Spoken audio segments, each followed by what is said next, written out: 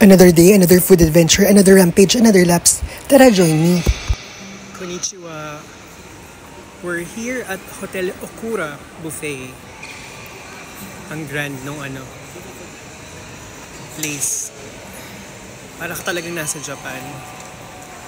Ganito din yung mga hotel sa Osaka eh. So tara, let's explore.